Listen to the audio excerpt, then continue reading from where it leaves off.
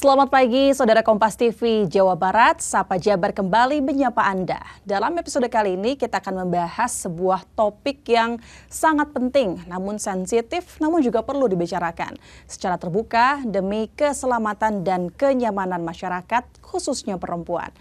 Nah, saudara, belakangan ini publik dikejutkan oleh munculnya sejumlah kasus kekerasan dan pelecehan seksual yang terjadi di tempat yang seharusnya menjadi ruang aman ataupun fasilitas layanan kesehatan. Dua di antaranya mencuat ke permukaan kasus pelecehan yang diduga dilakukan oleh seorang dokter PPDS dari Universitas Padjadjaran dan kasus serupa oleh seorang dokter kandungan di Kabupaten Garut.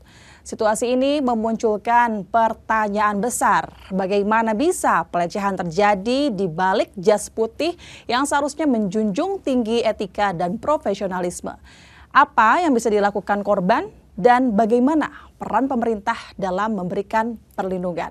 Untuk membahas lebih dalam telah hadir bersama kami narasumber kami dari DP3AKB ataupun Dinas Pemberdayaan Perempuan, Perlindungan Anak dan Keluarga Berencana Provinsi Jawa Barat, yakni Dr. Siska Gervianti. Selamat pagi Bu Dr. Siska atau Bu Dok Sis. Selamat pagi. Apa kabar Dok? Alhamdulillah sehat. Alhamdulillah, sampurasun, sehat ya, segar nih. Sekarang kita akan ngobrolin itu dia, kasus yang sedang marak dan terjadi khususnya di wilayah Jawa Barat dan khususnya di tempat yang harusnya aman, yakni di rumah sakit. Ini adalah kasus pelecehan seksual. Ini kitanya ngomongnya agak serem tapi kita bawa santai aja dokter, biar mereka juga teman-teman di luar yang mendengar tidak begitu seram dan harus dilawan seperti ini ya dok ya. Nah dok, pertanyaan kami ini yang pertama adalah terkait maraknya kasus ini. Ini yang pertama seperti apa sih point of view, sudut pandang ataupun pendapat dari DP3KB ini terkait kasus pelecehan yang marak saat ini? Ya, tentu kami sangat menyayangkan gitu ya kasus-kasus yang terjadi saat ini karena memang terjadi di tempat-tempat yang seharusnya mungkin kita merasa aman gitu ya karena sedang mendapatkan layanan kesehatan. Dan tentu kami sudah mengambil beberapa langkah terkait ini supaya ke depan tidak terjadi lagi hal seperti ini. Koordinasi tentu kami lakukan dengan pemerintahan pusat gitu ya. Kemarin Bu Wamen sempat datang ke Jawa Barat juga untuk memastikan bahwa ini jangan sampai terulang lagi nih kejadian seperti ini gitu ya. Dan juga kita koordinasi dengan Dinas P3A Kota Bandung dan juga tentu RSAS dan juga teman-teman di Garut gitu ya, di DP3A Garut. Tentu kami sangat menyayangkan hal-hal seperti ini dan prihatin gitu ya. Kami juga membantu korban gitu kan, dan bagaimana mengamankan dan mendampingi korban supaya tetap bisa merasa tidak trauma dan lain sebagainya gitu ya. Dan tentu dari sudut pandang kami bahwa memang kekerasan ini ya, kalau kekerasan sudah terjadi dari lama ya. Dengan munculnya ini kita bisa jadi strategi kita untuk mencegah ke depannya seperti apa gitu ya. Seperti itu Teh. Iya, ini sangat disayangkan. Sangat disayangkan. Berita yang fatal juga, apalagi khususnya bagi perempuan. Ya, tapi tentu harus dipahami ya, ini kan oknum. Betul. Oknum dokter. Jadi jangan disamakan, karena saya pun dokter nih ya. Jadi karena oknum ini jangan sampai rusak semua. Jadi kita memang harus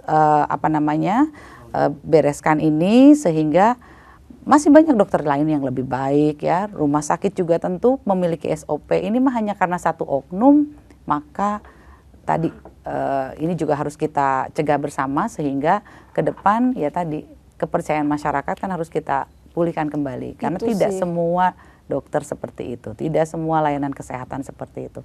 Ini mah oknum yang tadi bersembunyi di balik jas putih, yang ini harus kita bereskan kasusnya, tentu seperti itu. Tapi dengan oknum ini juga cukup mencoreng nama baik dari dokter-dokter ya. Ya betul. Karena dokter kan banyak yang baik ya, yang memberikan pelayanan dengan dengan penuh etika, dengan sesuai dengan kode etik dan lain sebagainya, dan ya tentu semuanya merasa ikut tercoreng, tetapi kami yakinkan bahwa ini hanya oknum saja. Karena kan masyarakat nggak sama semua ya dok, karena sebagian juga mereka ada yang trauma berat apalagi sehingga mereka tidak mau mempercayakan selebihnya, cuman ya itu dia, tidak semua dokter ya, itu hanya oknum yang dilakukan. Nah semoga tidak ada lagi begitu. Iya, betul. Nah dalam saat ini begitu, adapun kasus yang marak ini, misal kita lihat yang sudah terjadi, yakni dari kasus pelecehan di Rumah Sakit Hasan Sadikin, yakni dokter PPDS Universitas Padjadjaran. Lalu juga yang kemarin terbaru masih di Jawa Barat pula dari dokter kandungan di Garut. Ya. Dari kedua kasus tersebut, seperti apa sih tanggapannya buat Bu Doksi sendiri?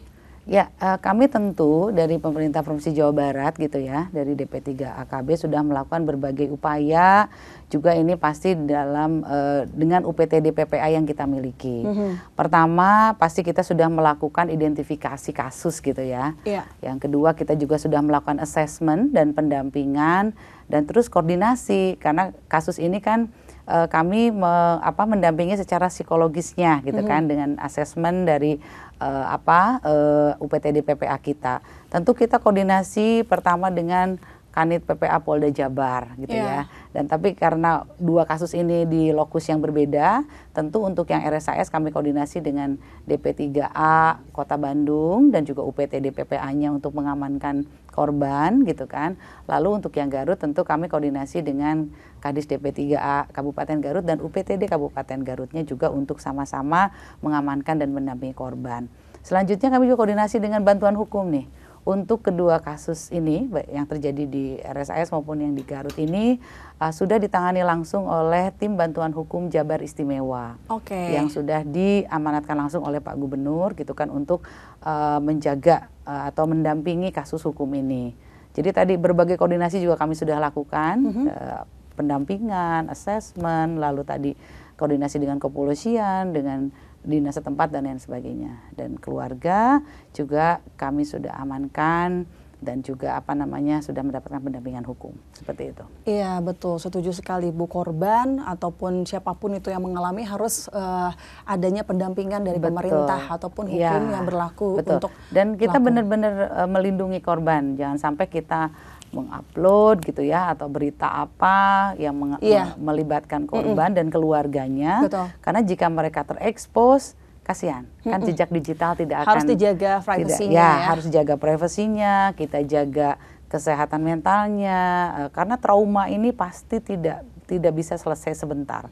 Trauma oleh kekerasan seksual ini biasanya lama itu penanganannya, dan kita sudah siapkan psikolog trauma untuk berat tadi. Tapi sebetulnya apa saja sih Bu Dok bentuk pelecehan seksual yang sering terjadi di ruangan kesehatan tuh seperti apa yang telah ditemukan di Jawa Barat tuh? Ya, sebetulnya tadi ya kekerasan seksual ini juga pertama itu kekerasan verbal gitu ya. Ini bisa terjadi di berbagai ruang gitu ya. Kalau di kesehatan misalnya kekerasan verbalnya misalnya misalnya memanggil dengan nggak senonoh lah misalnya, kok semok misalnya atau komentar atau apa, itu kan sudah kekerasan verbal. Yang kedua misalnya kekerasan fisik gitu ya. Nah ini misalnya meraba hal-hal yang tidak relevan dengan pemeriksaannya misalnya ya, atau melakukan hal-hal tindakan fisik yang sebetulnya tidak ada dalam SOP misalnya untuk misalnya diagnosa tertentu misalnya ya.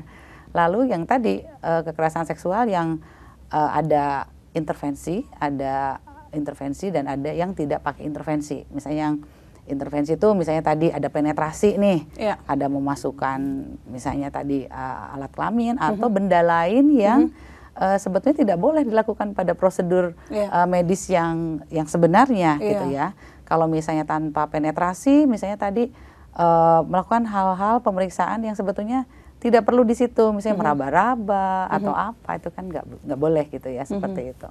Ya, tentu juga ini jadi hal yang berat bagi korban tentunya ya. Dan pelecehan itu ada verbal juga, ada fisik juga, dan itu juga sangat fatal dua-duanya. Semoga kita bisa terus terhindar dari hal itu ya. Makanya memang harus waspada ya pada saat kita dihadapkan pada misalnya harus pemeriksaan ini itu, kalau bisa jangan sendiri ya, didampingi. Ada SOP-nya ya, Dok. Dan kita tanya mau diapain nih gitu kan. Menarik sekali. Nanti kita akan dengarkan kembali apa sih langkah-langkah biar kita terhindar dari pelecehan seksual dari Dr. Sisi Garvianti. Tetaplah di Sapa Jabar, saudara. Jangan kemana-mana.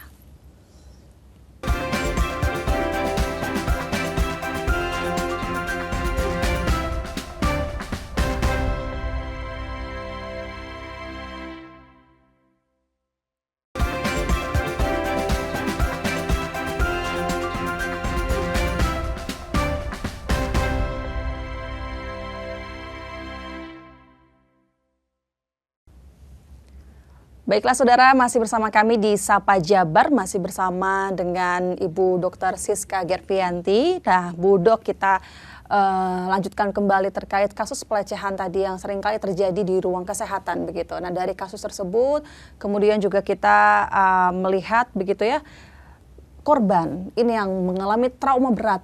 Kenapa sih kira-kira korban ini sebagian besar, bahkan kemarin ada catatan 60% korban tidak berani melapor. Kira-kira apa? Kenapa? Ya. Nah, kalau kita tempatkan diri kita dalam sisi korban ya, in their shoes gitu ya. Pertama pasti mendapatkan kekerasan seksual itu pasti trauma, kaget, nggak percaya, pasti gitu kan ya. Reaksi pertama kita tuh, dan kadang-kadang denial, bener nggak sih ini teh, gitu ya, dan lain sebagainya. Pasti yang feeling pertama itu adalah takut dan trauma. Iya. Nah, yang kedua, kenapa nggak mau lapor? Pertama dia bingung ceritamu ke siapa, ya, karena kita tuh kadang-kadang ngejudge gitu ya, bahwa kalau pada saat korban ini dia cerita ke siapa, oh kamu sih misalnya gini gitu segala macam. Nah jadi budaya ngejudge itu juga kita harus hindari gitu, karena korban ini dengan ketakutan dan traumanya tentu perlu dukungan, support dari lingkungan terdekatnya, misalnya keluarga, teman-teman dan lain sebagainya. Yang ketiga ada rasa malu dan takut stigma sosial, karena biasanya nanti udah lapor, wah terus di blow up nih misalnya, wajahnya jadi ada di mana-mana, dan kadang-kadang media ini lupa untuk misalnya ngeblur misalnya ya korban pelecehan seksual ini karena tadi kekerasan seksual ini, dan terus kan jadi fotonya dia beredar di mana-mana, dan ini malah jadi stigma sosial kan, ada si eta mah kieu, ada si eta mah gini misalnya, akhirnya malah kita tidak berpihak kepada korban misalnya ya. Lalu budaya patriarki kita juga sama tadi, karena itu sih karena misalnya korban perkosaan, gimana kemarin pakai bajunya seksi nggak atau segala, jadi atau mengflirting nggak, ngegoda nggak atau segala macam, jadi kita belum berpihak pada korban. Miris ya Dok, miris, ya? Betul. Dan sudah dia dapat trauma, dia nggak tahu cerita sama siapa, dia juga tidak tahu mau ngelapor kemana. Seperti jatuh tertimpa tangga. Nah, gitu. seperti itu. Rasanya seperti kita juga harus dukung korban. Ya, betul. Makanya memang seruan kita adalah dare to speak up, betul, gitu, rise and speak. Tapi kita juga harus memiliki komunitas untuk mendukung. Pada saat perempuan ini berani bicara, berani melaporkan, jadi kita harus memberikan penguatan, dukungan, pendampingan. Gitu. Iya, nah itu. Dokter, ini kalau dari data dari DP3AKB ataupun berdasarkan datanya sudah ada belum sih terkait kasus pelecehan seksual yang terjadi di ruang kesehatan 3 tahun terakhir tuh di mana aja? Ya, jadi kalau kita mendapatkan laporan ini dari berbagai lokasi gitu ya, jadi secara total, in total dari 3 tahun ini memang laporan kekerasan seksual ini meningkat. Waduh. Ya, gitu ya, terhadap kekerasan terhadap perempuan dan anak sesungguhnya gitu ya. Jadi dari mulai di tahun 2022 itu total kasus yang terlaporkan tuh 2001 kasus, di 2022 itu 2189 kasus, dan 2023 sampai 2024 awal itu 3159 kasus. Waduh. Nah ini kekerasan seksual ini paling tinggi cukup gitu tinggi, ya, cukup tinggi. Pun. Ada yang di rumah tangga, ada yang di institusi, ada di tempat kerja, ada di institusi kesehatan, itu dari ada di sekolah dan lain tempat sebagainya, betul. Oh, iya sih. Sekolah termasuk misalnya sampai ke perguruan tinggi lah seperti itu. Pelecehan seksual itu bisa terjadi di mana saja, bisa terjadi di mana saja, dan oleh siapa saja ya Dok? Oleh siapa saja. Dan ini korban dan pelaku ini juga tidak memandang tadi ya golongan ekonomi tertentu atau usia tertentu, tidak. Ini bisa terjadi tadi di mana saja dan oleh siapa saja. Tadi Ibu Dr. Siska juga sempat menyampaikan dalam kasus yang kemarin serupa juga sudah dilakukan sebuah pendampingan terhadap korban. Boleh diceritakan Dok seperti apa proses ataupun bentuk pendampingan terhadap korban itu seperti apa? Ya. Pertama betul UPTD PPA kami itu terjun langsung identifikasi dan juga wawancara awal kepada korban, sambil juga assessment dan pendampingan oleh psikolog. Jadi pada saat ada korban seperti ini, tentu kita tidak bisa bertanya seperti kita berdua gitu santai gini, nggak bisa, karena tetap harus didampingi psikolog. Kita ingin memastikan bahwa kondisi kesehatan mental korban ini dalam kondisi yang baik untuk ditanya gitu. Pada saat misalnya dalam satu asesmen ternyata ada kegelisahan atau apa, itu biasanya kita hentikan. Nah, jadi yang kita lakukan pertama adalah identifikasi, lalu assessment dan pendampingan, lalu kita juga melaporkan kepada Polda gitu ya. Atau misalnya kalau di Polres itu ada unit PPA di Bagian Polres, hukum aja ya, Bu? dan tetap kita dampingi Teh Ninda ya. Jadi kita tetap dampingi oleh psikolog pada saat pemeriksaan oleh kepolisian ini berlangsung. Setelah itu kita amankan korban gitu kan, karena tadi kalau ada di rumahnya mungkin nanti ada datang siapa dan lain sebagainya gitu ya. Jadi kita tawarkan untuk apakah mau diamankan di rumah aman kita. Nah, termasuk yang untuk 2 kasus ini ada di Kota Bandung dan juga Kabupaten Garut. Kita juga koordinasi gitu kan dengan Dinas P3A Kota Bandung dan juga Garut.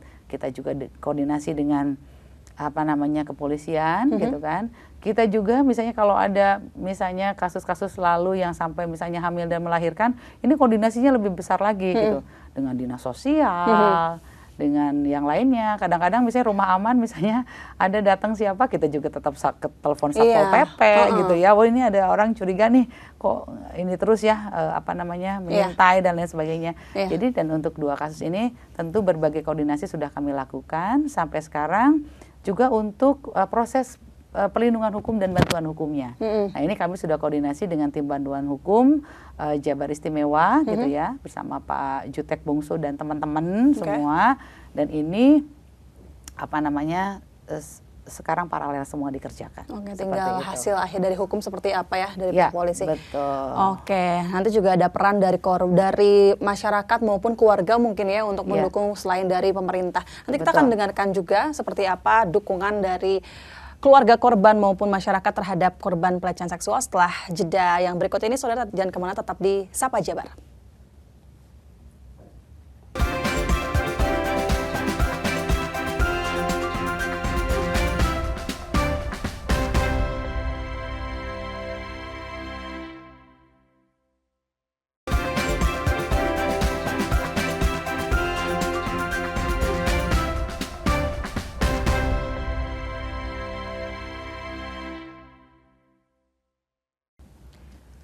Kembali lagi di Sapa Jabar, Saudara masih membahas terkait kasus pelecehan seksual bersama Ibu Dr. Siska Gervianti. Nah, sekali lagi Bu, saat ini kami masih menyayangkan terhadap kasus pelecehan seksual apalagi di ruang kesehatan ya Bu ya. Betul. Nah, tentu harusnya selain ada dukungan dari pemerintah, lalu juga bagaimana peran dari keluarga dan masyarakat terhadap korban, apa yang seharusnya mereka lakukan terhadap korban? Ya, yang pertama mungkin tadi ya, kita harus berpihak kepada korban, gitu kan, memberikan dukungan dan support, gitu kan, terutama pasti korban akan sangat-sangat membutuhkan dukungan dari keluarga dan masyarakat juga. Tadi kami mohon untuk tidak menjudge, gitu ya, kalau tidak tahu keseluruhan story, ya lebih baik memberikan dukungan gitu ya kepada korban ini. Dan tadi kita juga ingin supaya masyarakat juga awareness-nya dan kesadarannya meningkat. Kita punya program namanya Jabar Cekas ya. Jawa Barat Berani Cegah Tindak Kekerasan, termasuk kekerasan seksual.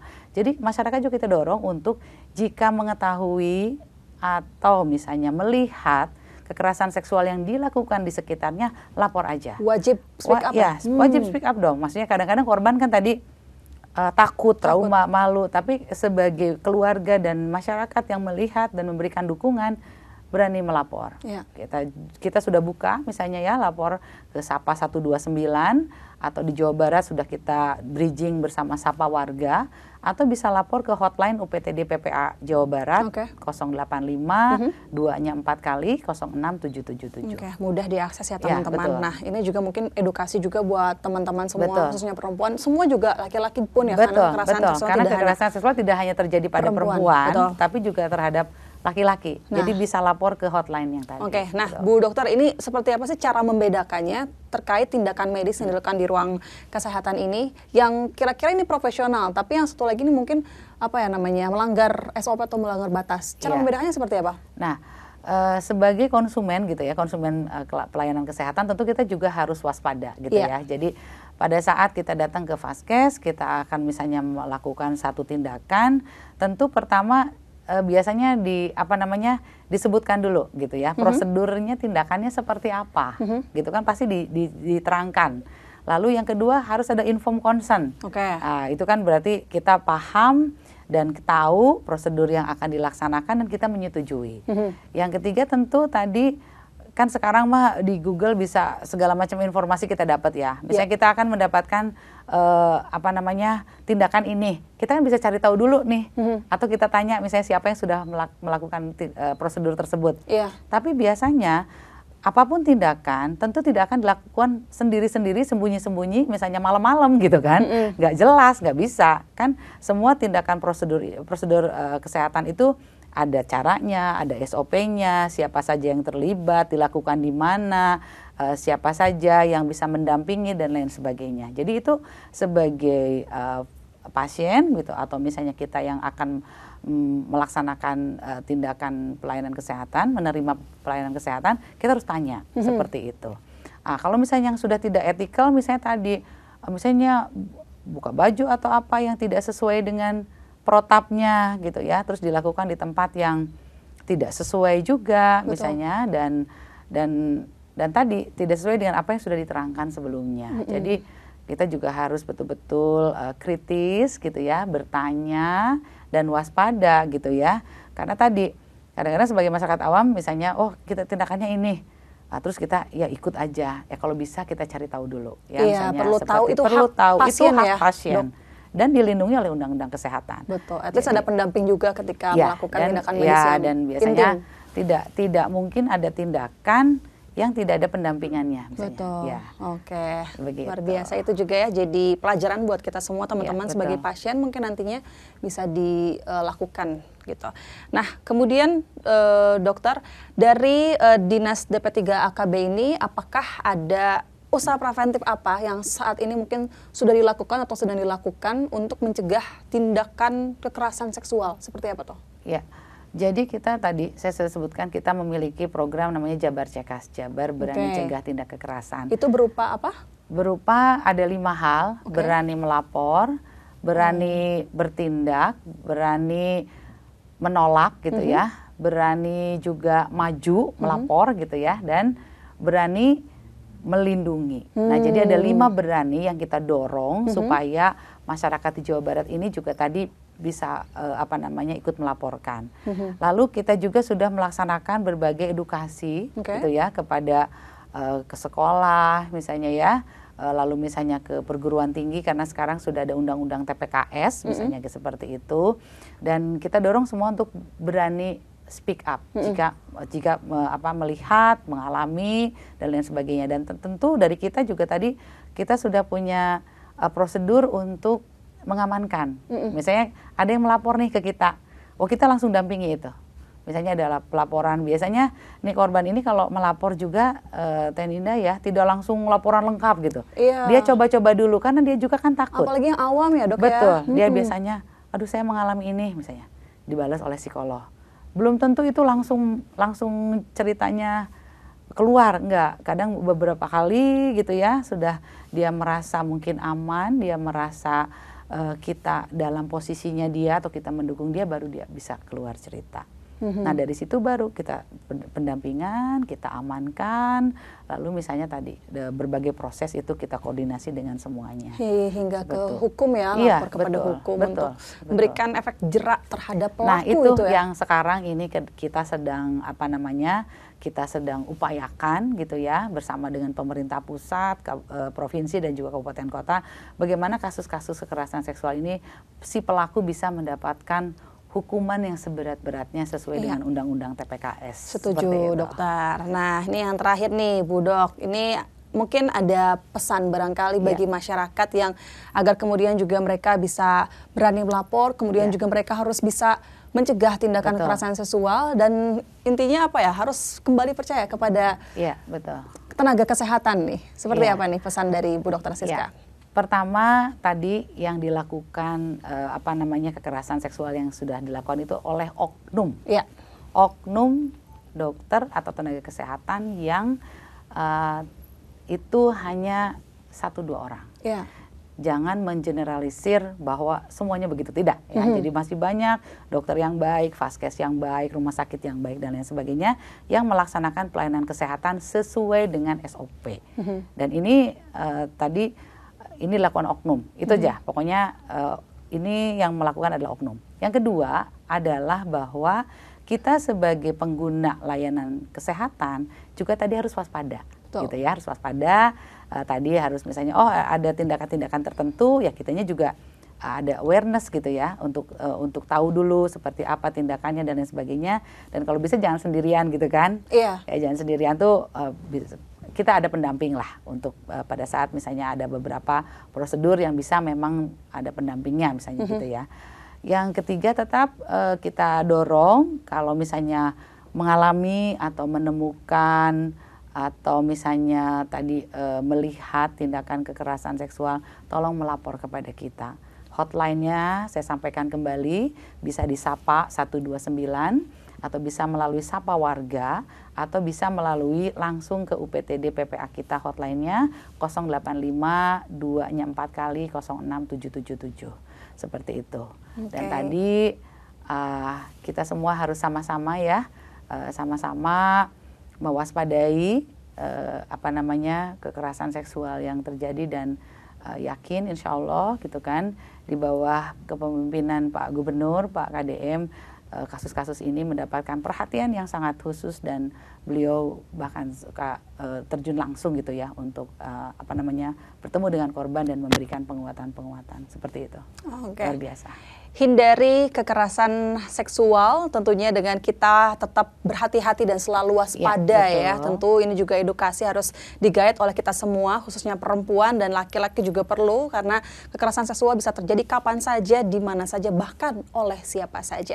Terima kasih banyak Ibu Dr. Siska Gervianti, hatur nuhun sudah berkenan berbincang bersama Kompas TV, dan semoga menjadi inspirasi buat teman-teman semuanya dan informasinya ini bisa tercapai dan langsung tersampaikan oleh mereka.